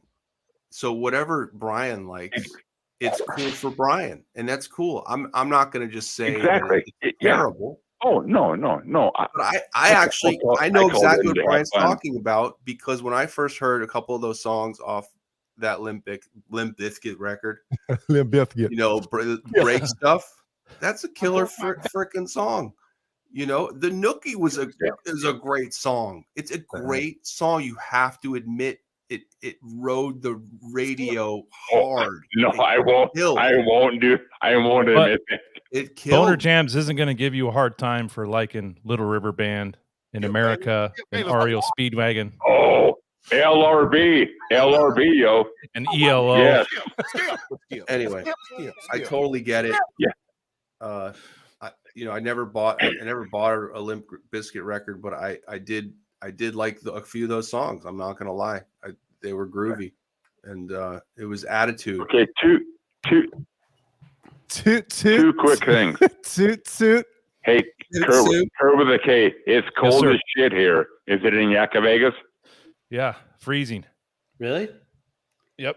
It's gonna be 80 this weekend here in Connecticut. It's gonna be awesome. What? Yeah, it's down. It's You guys supposed to got be snow today, right? It's supposed to be in the 20s tonight here. Hey, Curtsy, how many? What do you drink again? Michelob. How many Mick Ultras are you in? How deep? How deep tonight? 7. 7. Okay, all right. 7. Right. So that's about 2 regular beers. Okay, cool. It's about a bathtub full of beer. All right. 24 Elsinore beers, please. 2012, no, 24. Yes, 24 Elsinore beers. What's the second question? Anyway, I don't remember. So anyway, but yeah, your guys' show kicks ass, and I dig Brian, so I just called to give him shit, and he still has the Halloween shit behind him. I love it. Thanks, Curtsy. Thanks, man. Hey, Curtsy, real quick. I'm out. One thing I want to say, even if you don't like Korn, or if anyone doesn't, that's fine, which is, to each their own. But I don't think anyone can argue that Korn changed modern metal with their 7-string, the low B. Somebody might argue and say that they changed it. No, for you're the right. worse, for the worse. Some people might be like, right. Either way, but Korn was definitely influential, especially to me. So yes. So even if hey, Korn sucks, awesome, but they definitely changed it up, and they were different. So Oh, they changed it. Yeah. I didn't like it, but it's all opinions. That doesn't my opinion. Skip. I don't expect my opinion to affect how you like them. It doesn't matter. It's music. It's like food. Just because I don't like a certain chicken pot pie. Yeah, but mushrooms suck. But mushrooms suck. So it doesn't matter. Larry's chicken. Larry's chicken gear. Larry's chicken. Well, like Mike Muir Right, says, Kurtzy? just because you don't like it doesn't mean it's no good. That's right. Skip, let's stop. Skip. Kurtzy, as always, thank you so much for calling, and have a great week. We love you. Have number 8 on us. Have number 8 on us. Yeah, Caleb said number 8 on us. Yeah. Hey, real quick. Every time, Kurt with a K. Yeah. Every time I'm driving around town in my dump truck at work and I see a McKinstry truck, I'm thinking, is that Kurt? Wow. You run him off the road next time. We got to go. We're getting another call. We'll talk to you later, Kurtzy. Thanks. Thanks, Kurtzy. Okay. Bye. I'm out. And you're in. Who's this? Yo-ho, Mikey from somewhere in New Jersey. Somewhere in New Jersey. Give it to us, Mikey. Mikey from the confused post office in New Jersey. Go ahead. Could be Manalapan, could be Englishtown. Manalapan. How you guys doing? Good, man. Good to hear from you. More importantly, how are you doing? Yes, you've watched for the last couple hours how we're doing, but we don't. You're in the dark. We don't know. How are you? Well, you guys are cutting out. Sorry about that. Well, that's not no. You're cutting out. We're fine. Yeah. Good. It's a big weekend. What's going on this weekend? You hear me now? EVH Con, Kurt. You fuck. There's a big going on in Connecticut. Brian, you heading down to EVH Con number 7? I am not. On Sunday, a really good friend of mine has a golf tournament that I'm a part of. So I'm going to that. But next year, I promise I'm going to go, regardless if Kurt's going to come or Jay or Caleb. I'm coming. I'll go solo. But I'm not this year though. Brian's going to go hit balls. Yeah, we got to get Nerd Halen to headline that thing next year. Definitely. They're going to fly you guys out, Caleb. Oh yeah, fly us out. Give us a dressing room and a rider. Yeah. Say hi. I don't know. What's going on, Mikey? I don't want to headline. There's better guitar players there than me. There's guys like Pete Caruch and Craig Stofko and I'm sure I'm leaving other guys out, but that's on purpose. And Lewis at Fairfield. Lewis. I know the host Joe Suma is a fantastic Van Halen guitar player. Actually, he used to have a really great players. John Conklin will be there. He played at one of those a few years ago. Yeah, a lot of great players, but there's a lot of great Halen players. be gracing the stage. But no one's got a show like Nerd Halen. No one's got a show like Nerd. I appreciate that. No one. No one's got a shirt. No one's got a shirt like Mikey. No one. No, Mikey, we got to get I'm very excited about that. You got to get the. What happened? What? Oh no, my thing quit. No, Mikey, any beef you want to talk about or anything you want to discuss? Beef injection? No, I had my top 5 of all time albums cocked and loaded to go, but that'll take up too much time to talk just about. rip through them. Rip through them. Just give us 5 to 1. Go ahead. Give us 3 minutes right now. Go. All right, I'll give you my top. We'll call it 5. Clock's running, Mikey. Let's go. Clock's running. All right, Fair Warning. That's If 5. you only pick one Van Halen album. Fair Warning. Physical Graffiti. Axis, Bold as Love. What? Back in Black, Appetite, Moving Pictures, Sticky Fingers, and Who's Next in the White Album. That's 7. Wow. He has got some honorable mentions in there. You can't get 5. It's impossible. So what's number 1 is the White Album? It's not in any order, but that's the top. Well, put it in order. Put it in order. Let's go. Okay. In order. Wow. Fair Warning's number 1. Physical Graffiti's number 2. Axis Bold as Love would be 3. And then, Appetite for Destruction. And then Moving Pictures. I'm a huge Rush fan. Yeah. Didn't you say something about the White Album? That's honorable mention. Yeah, that was on my, top 8. Vulnerable mention. Vulnerable mentions are Stevie Ray Vaughan, Eat 'Em and Smile, Pearl Jam 10, Sticky Fingers. Did I put that in there? White Album. Sorry, the White Album. Hey, two of your top 5 are mine. So there you go. A preview That's of next cool. week when I bust off my top 5. So top 5. Top 5. I mean, I try to get. You can't get everyone in. I'd love to get Brian May in there too. News of the World was a really big album for me when I started playing guitar. I love Brian May. Brian May, Pete Townsend, number of people. Yeah. Who's next? Phil Collins. Huge album for me. That's But, great. we were having some fun, Kurt. You were talking about the beef. We have a mutual friend in the community, Steve O, 5150, Patreon member, great guy. Yep. Finally got his Kramer Edge. Well, he doesn't have possession of it yet, but he's got confirmation of delivery. Oh. 9 months. Confirmation of delivery. We had some fun talking about it. He's got a tracking number. He does. Let's hope the headstock's intact. You usually have to ship stuff to other locations to hide from the wife. Oh. And Caleb, while you're on here, and while Mikey's on here, Steve-O was thinking about making this a Kramer ad chain guitar where he sends it to friends and lets them play it for a month. And he said, I should send it to Caleb and let him play with it.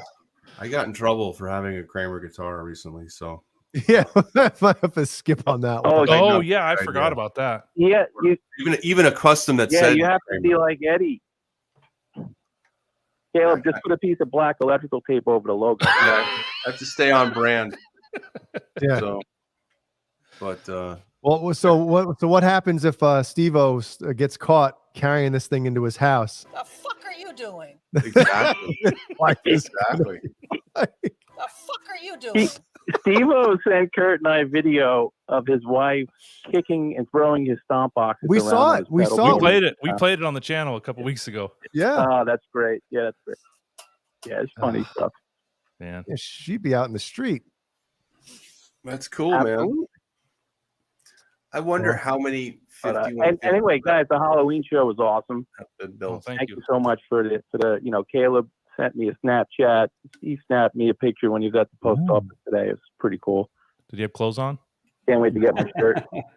I'm not on Snapchat for the record. I'm not on Snapchat. I just sent him a picture through the Instagram Messenger. Yeah, I'm just using lingo.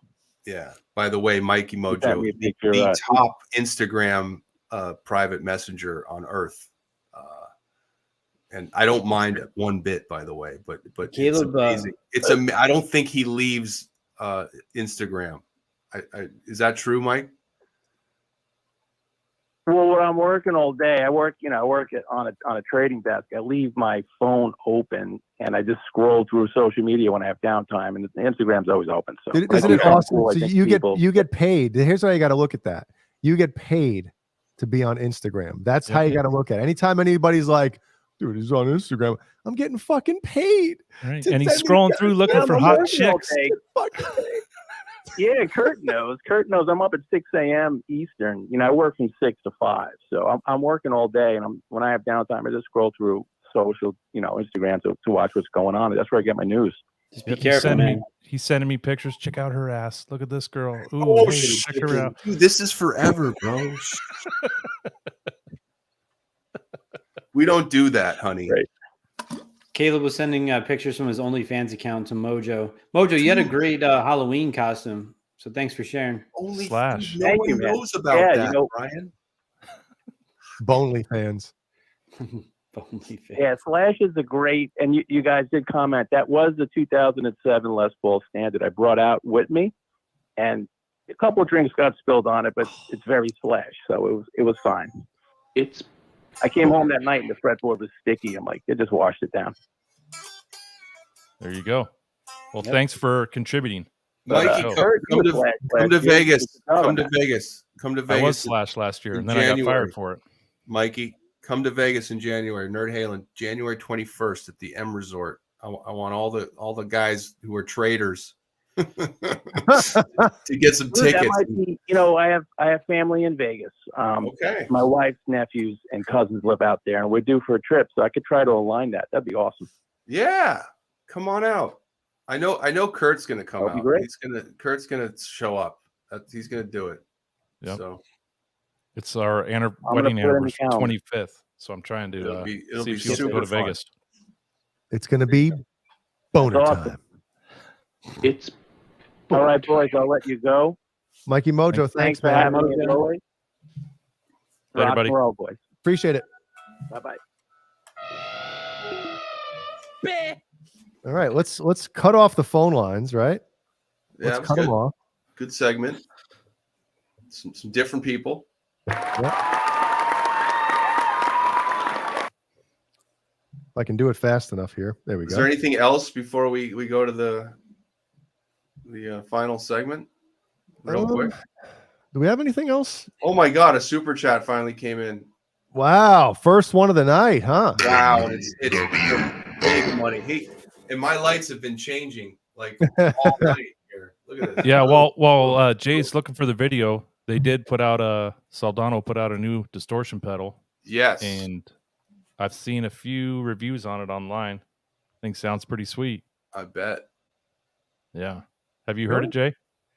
No, I'm pulling it up right now. Let's see. Is this it? Came out Monday, I think. Pete Thorne did a review already, didn't he? Or no? Yeah. Yep.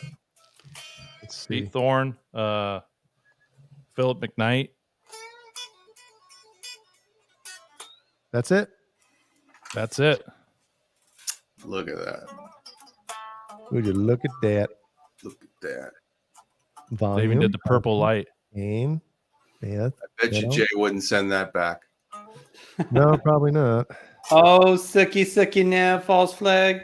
Oh, Oh, man. all we got to do is just say super chat, and look what happens. Hi, I'm Don Carr, and this is the Saldano Super Lead Overdrive pedal. I'm not going to get trouble for selling this, right? Nope. Who's that handsome motherfucker?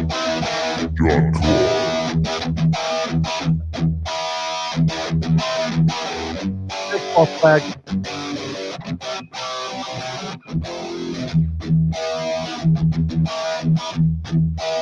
It's deep. Oh, it's deep too. I like the slow panning of the Deep. pedal. I wish I had a deep button.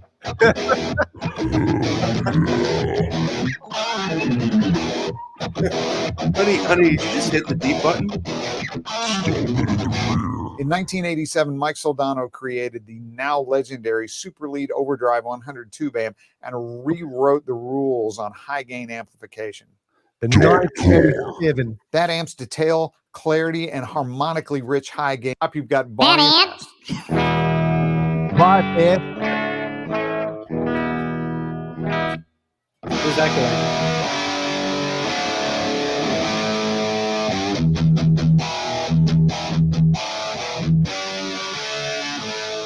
What else you got up here?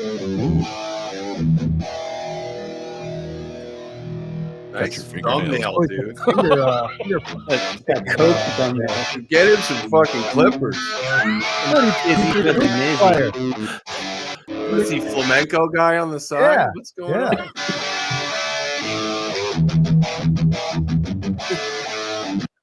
Looks like Tony Montana with that thumbnail. Tony Montana. The guitar decorator with that thumbnail. Now, I don't know if it's just his playing or what, but it sounds very woofy. You know, I think it's the playing, and I don't Yeah. know this gentleman, but I'm not feeling the tone. Can we play Pete's or no? That wouldn't be Probably good. not. No. Get flagged for that. Yeah. Plus, I don't want to, ruffle any feathers. Okay. Yeah. Well, how about this? If anybody's interested in hearing this thing what it sounds like for real, check out Pete Thorne's video. Yeah, on it. Yeah, Jay, do you have a Saldano setting on your neural DS, whatever it is? Dude, I have the Saldano, the SLO plugin that's based right off on. of the SLO 100. Dude, it's fucking like phenomenal. It really is. Yep. Look, I mean, folks, Eddie Van Halen had the Holy Grail Marshall Plexi, and the only thing that knocked him off that amplifier with that tone was the SLO 100 Saldano. So, that's what we're talking about here. That he threw in the back of his pickup in the bed. Yep. And drove off. Yep. All right. What the fuck are we doing? Let me get that off of here. Wow. So I'm sure that we've all had hold on, I gotta diarrhea thing. Well, that too. Yes. Window. Let's see. Jay, when you were gone, we showed we popped you back in, and the microphone was right at Randy Savage's face. Looked like he was in the stream. I should have moved the chair out of him. Real quick, Renus Pinkle, Caleb, isn't your head rush patch using the Saldano? Yes, all my tones in my head rush settings for my live show set list programs are using a Saldano model head. Wow. There you go. I admit it. I'm in trouble. Go. The fuck are you doing? So this isn't anybody getting hurt this week, but we've all had those moments, whether it's, when you first start having a serious girlfriend and, whether it's junior high, high school, whatever, where you're hanging out with her first time, like maybe at her house for an extended period of time. And man, you gotta rip one, right? Uh-oh. So here we go. We had a nice date. We went to my place for Sega, which what? And suddenly he went out saying he forgot something in his car. Nowadays, you're not as lucky as we were when we were younger, where it's like you don't have to worry about anybody's camera catching you. Yep. Safe on the deck. Yeah. Safe on the porch. Oh, buddy.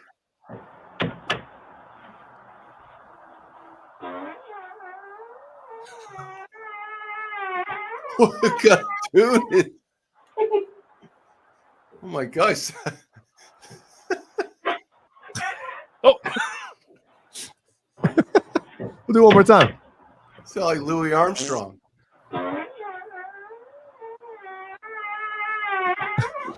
Whoa. He laughed. He still has his socks on. Oh, that one sounded wet. Dude. Yep. Where's Chuck Berry when you need him? Will they go out for Mexican? Slow mo, ready?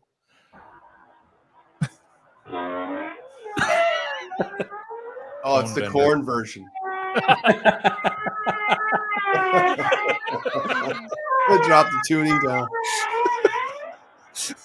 I'll down a couple octaves. That's the B tuna. You know that one guy, with the amber axis is going to come on and do a video to this, right? Like a guitar video to this. Kurt, didn't you send me one of these videos a couple weeks ago? Yeah. Somebody else, right? Yeah. Where the hell is that one? Wasn't it? It was the delivery guy, and he farted on the package, or he goes, "Here's your package." That one. Dude, wasn't that it? I don't know. I thought there was a different one where like somebody you noticed that he used his hand to like pull apart his ass cheeks or something. Dude, with the exit velocity of that, he was in some pain inside that door. Yeah, he had to. There was some pain and discomfort. Hold on. I'm surprised there's like not like 4 or 5 coyotes come running in from the street. It's like the mating call. Sounds like a dinosaur. He pulled his phone out so he didn't crack his screen. I wonder when the moment was where she or he presented this video and said, "Yo, remember when you went outside? Like, was it right as soon as he went back in? Were they all watching it on like their phone, on the Ring app, or was it like, you know?" If it was me, I would have turned on that deck fan while he was out there. Because she said, "Where'd you go?" And he said, "Oh, I had to get some from the car." And then she was always going, that doesn't add up. And then she checked the camera, and this is what came up. Yeah. And now he's viral. Thank you. Mm-hmm. So good. The fuck are you doing?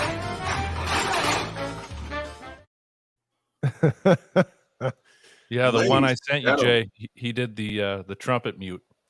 Yeah, maybe we'll show that one yeah, next. I gotta find that. Anyway. We have anything else to wrap up, or is that our Wednesday show? Hey, hey guys, 20 shows. Cheers. I know I've only done like 14 of them, but cheers. Cheers, buddy. Everyone this in the is super chat. fun. Everyone who comes along here with us, all 42,000 of you. We really appreciate you, and we're enjoying this very much, and I look forward to this. Yeah, we are having a blast. This is great. For life. It's the best. Good night, everybody. Thanks, everyone. Thank you.